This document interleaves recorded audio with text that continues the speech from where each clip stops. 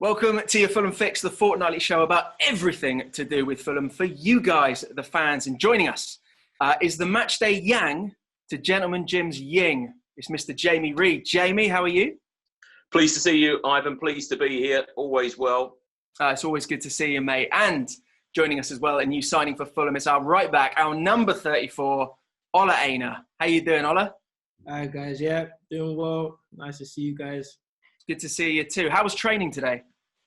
Tough. It was a tough one. Tough session, but it was a good session. Yeah? Yeah. Been a bit of a wet day. Do you prefer training when the pitch, you can slide on the pitch, or do you prefer a nice sort of dry, bright, sunny day? I think it's better when you could slide on the pitch, to be honest. Just for, I don't know, defending reasons, the ball. It's for the goal celebration, surely. It's for the knee slides. That's what it was like for me at school. It's like if it was wet at school, you could do the big knee slide celebrations. Exactly. That's what it's about. Exactly. No, but thank you very much for joining us. As always, we are going to start with our big three. This is where we look back on the last couple of weeks in the world of Fulham and discuss our big three talking points. Our first big talking point was Fulham's dominant display in the second half against Everton. First up, Ola, what was said at half-time in the dressing room that had Fulham come out and be so dominant? Because really, that second half, there was only one team playing that game. There was only one team that looked like they could go on and do anything. And it was, it's a shame we weren't like that from the start. But what was said at half-time? Just that, the first half wasn't good enough, really. We all knew it weren't good enough. The gaffer knew, and we all knew it wasn't good enough. It wasn't a performance that we was happy for. So we knew that in the second half, like, something needed to be changed, and then that's what we showed. Obviously, being so dominant in the second half. And your heads, it's been a bit like this all season, where it feels like your heads have never been allowed to drop at any point. You've always, whether we've been losing or I don't know, at no point does it feel like we're totally out of the game, even at 3-1 down. Is that something that Scott's instilled in the players? Is that something that he has to hammer home at half-time, that kind of never say die attitude? Yeah, I think so. Even since I've joined, that's the feeling I've got from the group and the staff, is that just that, like you said, never say die attitude. And I felt that even in the game when we was 3-1 down, I still felt like we could definitely get back into the game and get something out of it. Towards the end of the game, I still felt like we was definitely going to get something out of it. It was just unfortunate, and maybe we left it too late. Like you said, it's probably best we just start off the game the way we started off the second half, and we wouldn't give ourselves a mountain to climb. But nevertheless, we know that we can perform and produce good performances. So it's just finding the balance to do it from the beginning. Without a doubt, we're playing some. I think that's what's it's kind of frustrating with games like this, is we are playing some lovely, lovely football. It was a very stressful, from my point of view, Jamie, I don't know if it was the same for you, but it was a very, very stressful watch, that second half, because it felt like another 5-10 minutes and we are back in that game. We're taking away some points. What's your thoughts, Jamie? Yeah, I fully agree with you. I agree with what you've both said, and certainly Ola has hit the nail on the head there, Ivan. For me, second half performances have been very good, haven't they, so far this season? It's disappointing when you go behind in matches, but when you see that kind of performance, I would imagine that Scott had some constructive words to say.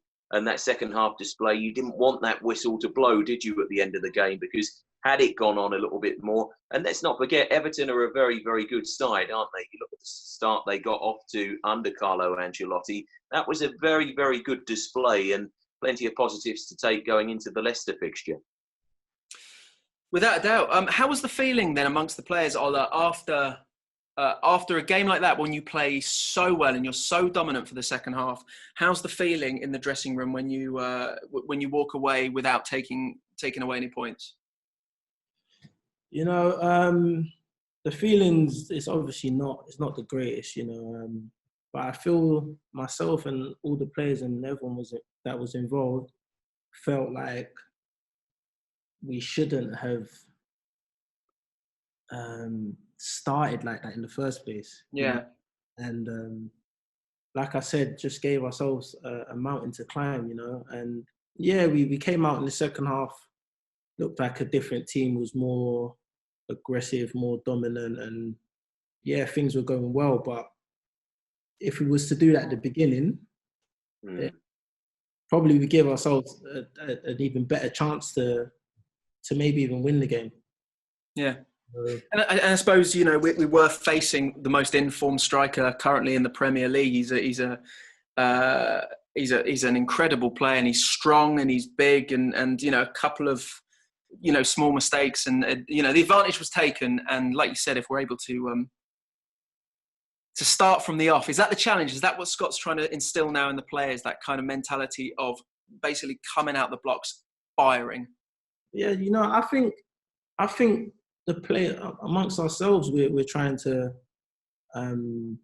start from the off, you know, and I know the manager wants to put us in like our right ways and everything to start well, but ultimately I do think it does come down to the players that are actually starting and are involved. So I do feel that from the team and from the lads, and we all want to do well and just really, like you said, just start matches front foot and give ourselves the very best like opportunity in games to go and get 3 points, because this team is capable of winning games, like without doubt. Exactly, no shadow of a doubt. So we are capable of winning games. It's just getting those little margins right, and like I said, starting well.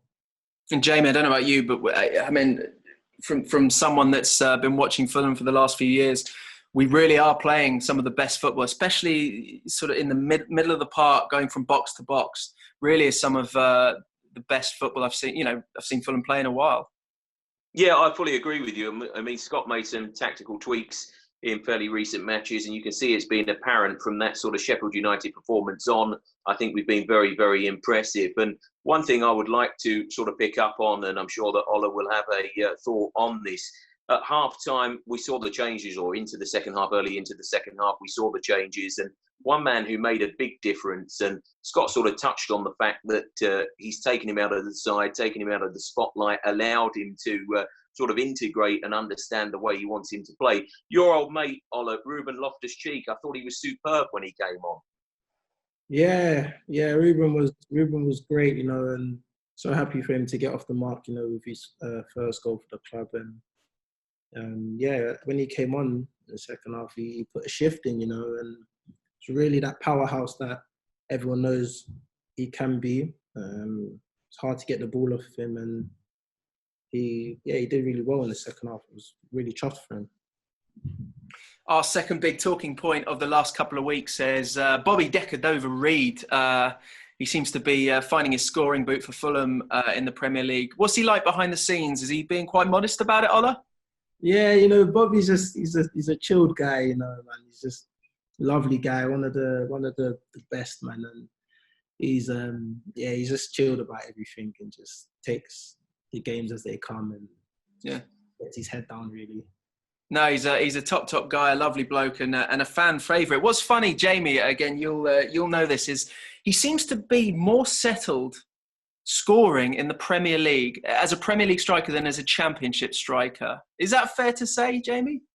I think he's a great technician, isn't he? And I don't think it necessarily matters for goal scorers what league they're sort of playing in. And that's just my personal opinion. But I think you can sort of make that step up. And certainly we've seen it from him. Let's not forget he was close in proximity and just managed to stretch away, get away from Yerry Mina, who's a top-class defender.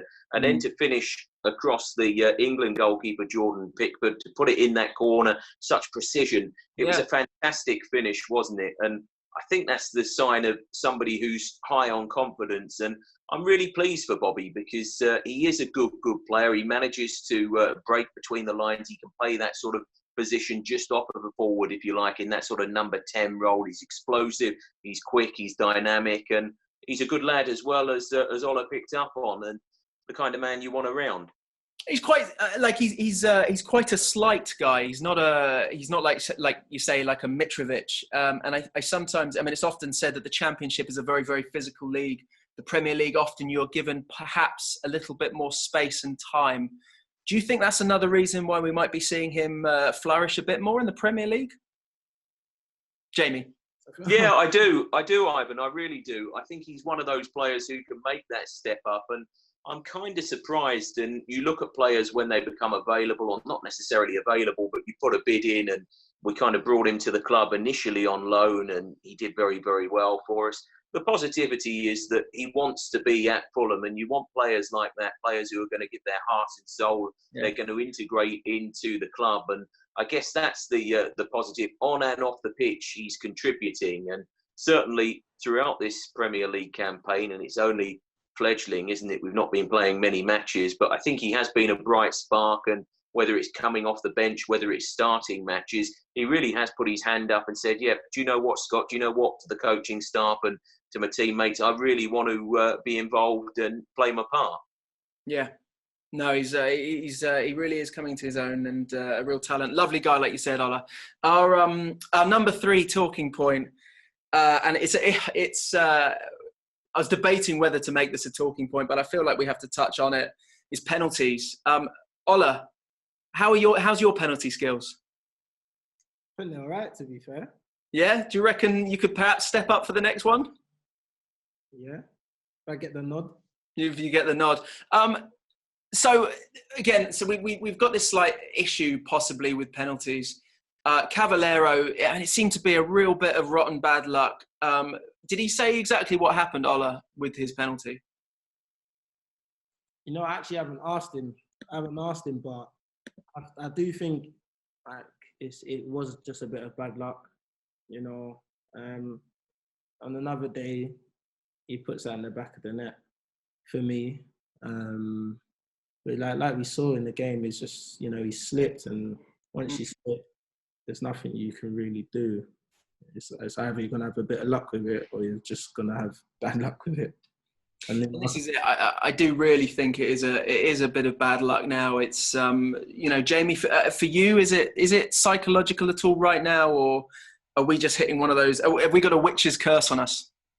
I just think it's bad luck. I think Ola's hit it again spot on, because you look at that sort of situation, and I can kind of understand both of the penalties, and obviously Mitro's one before that, but you look at the one from Ademola Lookman. We know what a talented player he is. If he does what he did and it goes in, everybody says, do you know what, that guy's a superstar. He's destined for the very, very top. You look at what he's done so soon in his career, a real talented player. Unfortunately, on the occasion, it didn't go his way. And then, of course, to back that up, you get the Cavallero situation. And that's just one of those freak things that happens. Ola will think back to one of his teammates or former teammates who did that in John Terry. As much as it pains me to mention his name with the Chelsea connection, it can happen to the great and the good. It can happen to anybody. And I think it was very, very unfortunate for Cav. I fancy that we're going to score our next one. And I tell you what, Ivan, I think we'll then be on a hot flush and get 3 or 4 in succession. How about that? That's what I agree. I agree. Doesn't take much for this stuff to turn around. Not at all. It's a funny game, football. Right, up next we have Leicester City. Obviously a very tough game. However, Ola, I think if we play anywhere near the level that we were playing the second half against Everton, we have a really good chance of taking something away from this game. Is that fair to say? Yeah, I think that is fair to say. You know, I think if we play like how we did in the second half and how we played against West Brom, yeah, I definitely think that we could get a good result at Leicester. You know, we just got to work hard to get our heads down, fight for each other, and the quality will happen for itself, to be honest. So, yeah, I'm looking forward to it. Jamie, what are your thoughts on Leicester as an opposition? They're a good side, aren't they? You look at Jamie Vardy, and he's obviously a classic number 9. You know, very quick, very nimble, and always causes you problems. And it's not just him. I mean, they're a team of powerhouses. They've got some real talented players, and I think they've got a very good head coach, stroke manager in Brendan Rodgers. So they're going to be a very worthy opponent. But I kind of go with you, Ivan, in as much as if we can put in that kind of performance. We've played some good sides so far this campaign, and Everton are going to be there or thereabouts, aren't they? They could possibly take a Europa place at the end of the campaign. Carlo Ancelotti's been there and done it. And when you can see against those players, you see what good sort of individuals they've got within that Everton group. You know, if you can play like we did in the second half, and it would have been difficult for any neutral who didn't necessarily know too much about football to pick out the side that was where Everton are and the side where we are. So yeah, I think that gives us plenty of positivity going into that fixture up at Leicester, despite the fact knowing that it's going to be difficult. And are the players confident, Ola? How are they feeling going ahead of this game? I think the players are always confident, you know. Yeah? Yeah, I think so, man. I think everyone believes in each other and, you know, what everyone can do. So I think, yeah, everyone is confident, to be honest. It's another game of football. It's 11 v their 11, and that's how everyone sees it, really. So yeah, I think everyone's looking forward to it. I think it's going to be a very, very exciting match to watch, indeed. Let's talk now, Ola, about you joining Fulham. Was it an easy decision for you to make when you heard Fulham were interested? What do you mean easy? As in? Yeah, when you heard that we were interested in taking you on loan, bringing you back to the Premier League, was that quite an easy decision for you to go, yeah, I'm up for it, let's do it? Yeah, definitely. Definitely a straightforward one for me. One, it being so close to, you know, the area that I basically live in. Two, obviously I know some of the players here. Obviously you know about the manager and his history in football and whatnot. And 3, like everyone knows about Fulham, so it was just an opportunity that I thought, you know, I definitely can't turn down, and it would help me a lot in developing, growing as a player. And you mentioned that you grew up locally. You really did, didn't you? Like, aren't you? Or is it your family live literally like 3 minutes from the training ground? Is that right? Yeah. My live not too far. That's kind of like go home for lunch style. You know, when you're at school and you live really close to school, you think, oh, I'll nip home and have a hot lunch. You know what I mean? I'm gonna do that today. So yeah, that's amazing. What have you got planned for lunch? What's being made?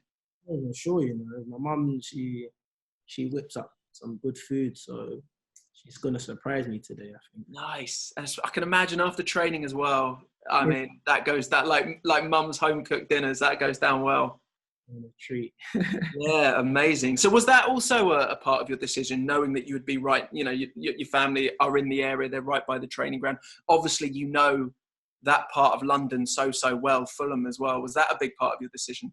Yeah, it was. You know, because obviously I was in Italy. I hadn't seen my family properly for like 2 years, and I'm really big on family and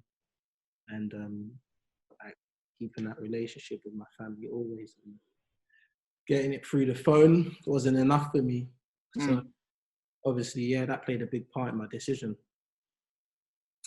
Let's talk about your first goal, hopefully the first of many goals for Fulham. Before I ask you about it, Jamie, what was your thoughts when Ola unleashed that absolute screamer into, was it the top right-hand corner? What were your thoughts when that went in, Jamie?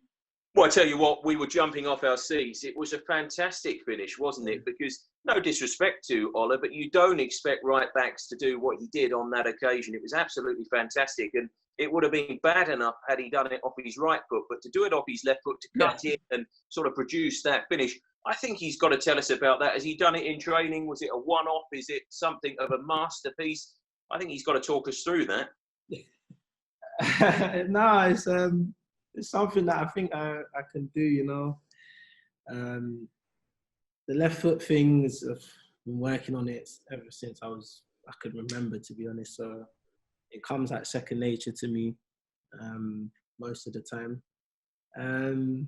Yeah, like I hit it sweet, to be fair. I hit one in training today, and I thought, yeah, I definitely can do this on the regular. So Nice. yeah, it was like I said, I just hit it cleanly and sweetly, and it just managed to go in the top right-hand corner. It was one of those, especially when it's a player that, you know, has just joined the club, you never know quite fully what they're capable of. And I remember when that went in, we all just went, where we sit at the moment, we're up in one of the stands, we just went, whoa. Like we just didn't know where it had come from. You know, it was brilliant. Yeah, I'd love to see a few more of those. If you wouldn't mind, maybe starting on Monday, pop a couple of those in, that would be lovely. Yeah, hopefully. Nice. Hey, we heard it here first. Let's see what happens. Yeah. Right. So I think now we're going to move on to our starting 11. Okay. This is 11 random questions to get to know the man behind the boots. Ola, are you up for this? Okay.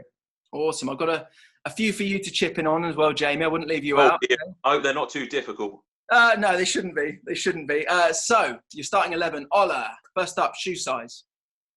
In boots or trainers? Oh, what's the difference? Are the boots a lot more snug? I think trainers are a bit more snug than boots. Oh, are they? Okay. So what are you in trainers? 8.5. So in boots you'd be what, a little bit bigger? Yeah, boots are 9. Boots are 9. What about yourself, Jamie? I'm an 8 all round. Although I tell you what, Adidas, our sponsors, they are quite snug, aren't they? So I always go a size up, and I always keep it old school. Ola won't even know what I'm talking about, a black and white football boot, but Copa Mundial for me. Yeah, listen, if you don't know about Copa Mundials, then I have no words for you. Really? Yeah, Copas, come on, man, they're classic. Brilliant, absolutely brilliant. And I tell you what, if you're coming up against an opponent that you know is going to outrun you and he's going to be better than you, remember I'm only playing Sunday League, so I'm playing at the lowest of the low standard, and you've got to go World Cup so that you've got those sharp studs in. Definitely. My era when I was growing up, it was the Predators. That's what it was about. It was about those grooves on the top, so apparently you could get more of a chip or more of a curl on the ball. That's what it was about. Yeah, and again, that was quite simple, just black, white, and a bit of red. Yeah, you know what I mean? Classic. Right, what is your takeaway of choice, Ola? Chinese. Yeah? And what bit of Chinese? Love Chinese. What are we talking? Are we talking Peking duck? No, you know, I think I'm more simple. So maybe I'll have a king prawn fried rice, beef and black bean sauce. Nice. Just leave it as that, to be honest. Yeah. Prawn crackers? Was that too greasy? Yeah, it's a bit too much for me, prawn crackers, yeah. Prawn crackers always seem like a great idea when you're picking up the takeaway. When it's right there and you have a few, then after a while, it feels like the worst idea. It's in your house. Like, just stays. Yeah. I'm with you. All right, what is your musical guilty pleasure?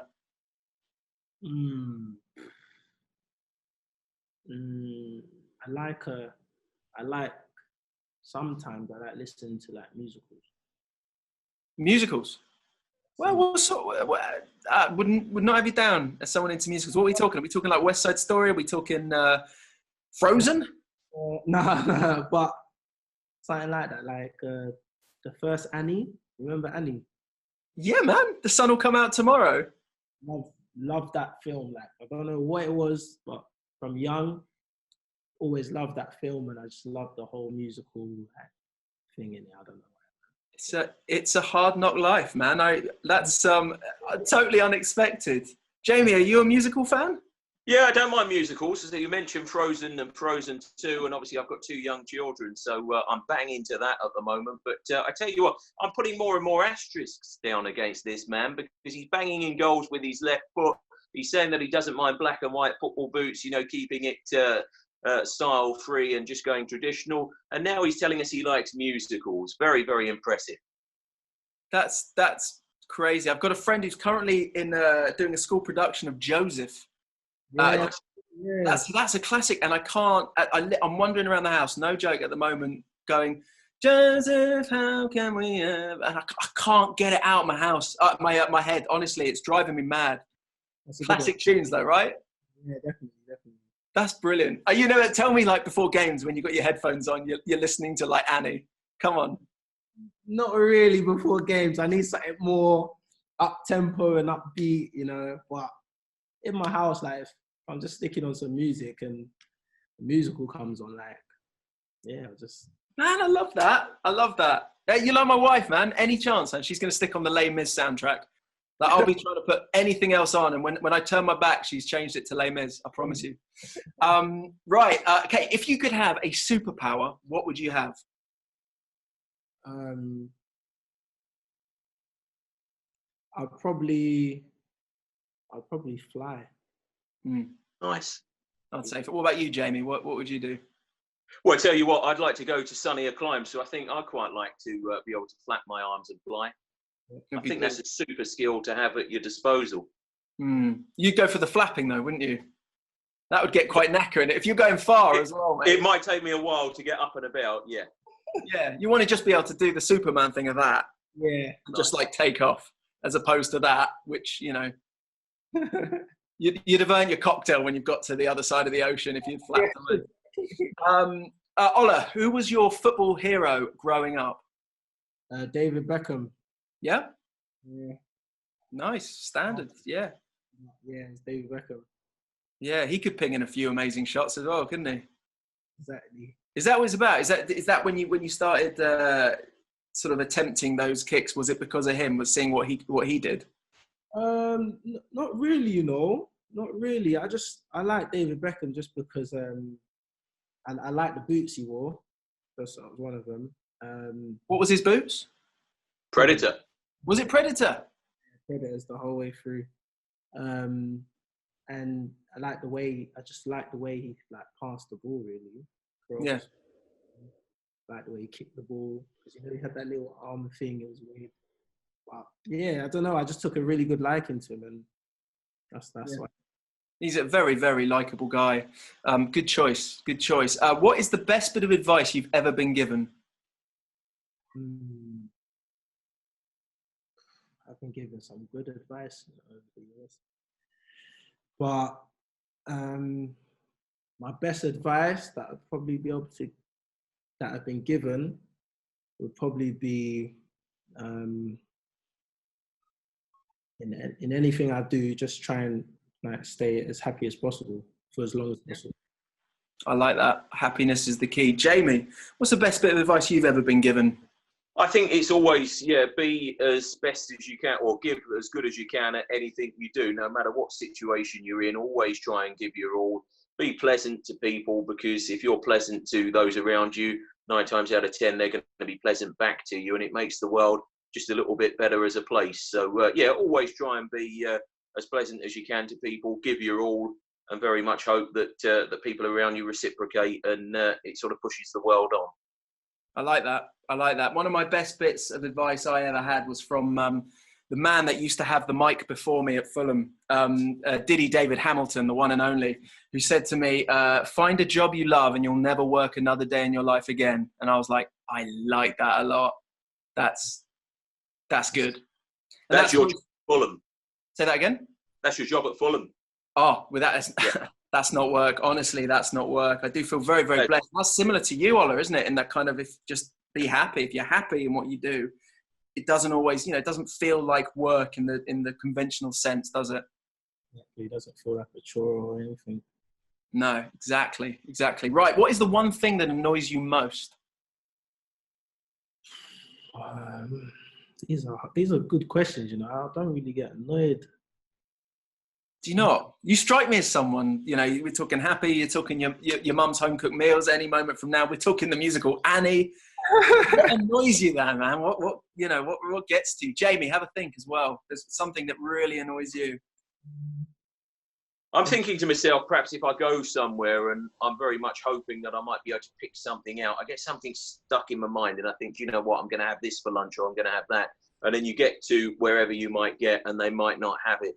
It doesn't really get to me because I'm pretty happy-go-lucky too, but it does kind of frustrate me and I think to myself, dear, oh dear, after deliberating for what seemed like ages, I'm now going to have to choose again, and it's back to the drawing board. I get that. I think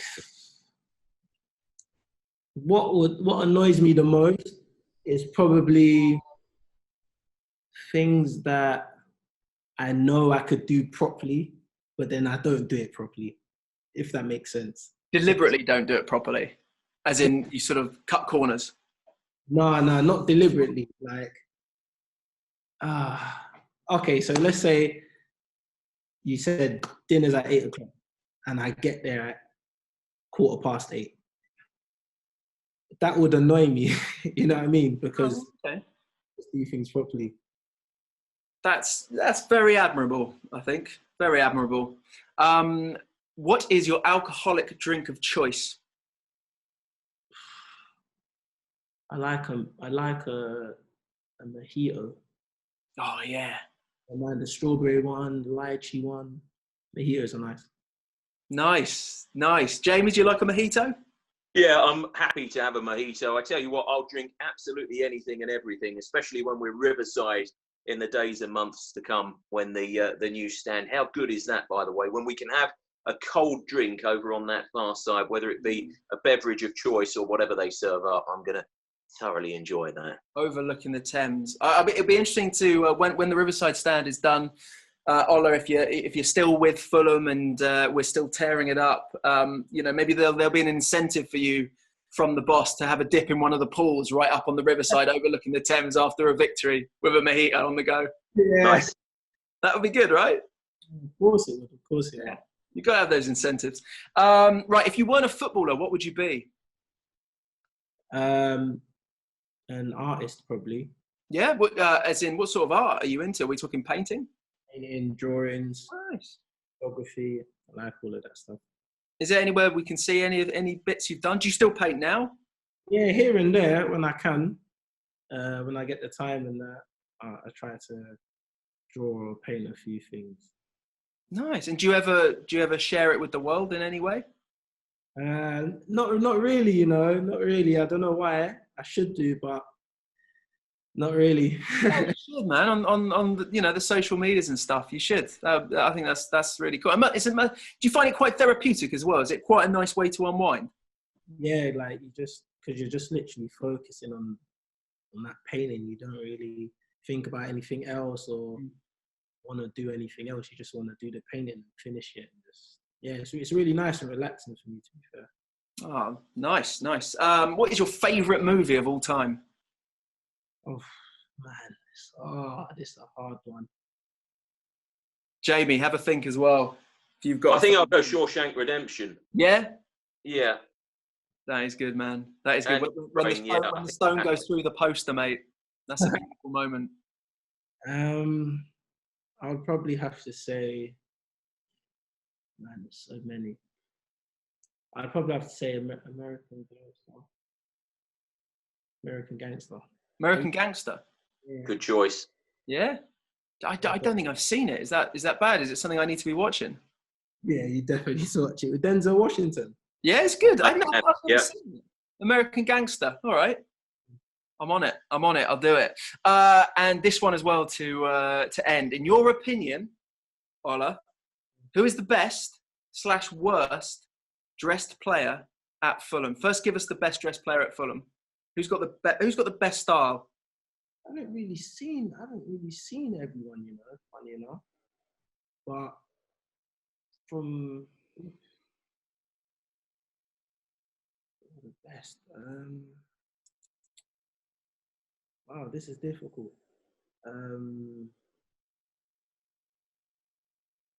I've seen Mario. I mean, he's dressed pretty well. Yeah.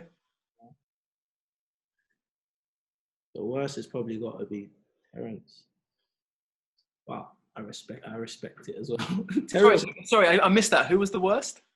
Terence. I don't know how to say his surname. Kongongolo. Oh, really? Oh, do you know what? Yeah. Terence Congolo. Bolo. See, I've only seen him when he came onto the pitch at Craven Cottage last season. It was quite out there. It was a strong look. Quite bright and a bit, yeah. It's a particular style, isn't it? I've only ever seen him come into training with his Ugg slippers and just any tracksuit. Like, Nice. I'll probably say him.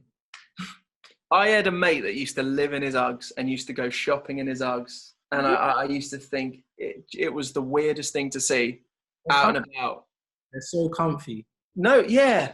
But is it something that you wear in doing your weekly shop in Tesco? I don't know. I don't know. I've been caught a couple of times, out in my Uggs.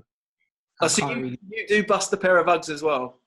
Yeah, I have a few times, I wouldn't lie to you. Right, okay. All right, so we can't criticise Terence too much at this point. That's brilliant. And Jamie, come on, you must have been to the supermarket in your slippers, surely?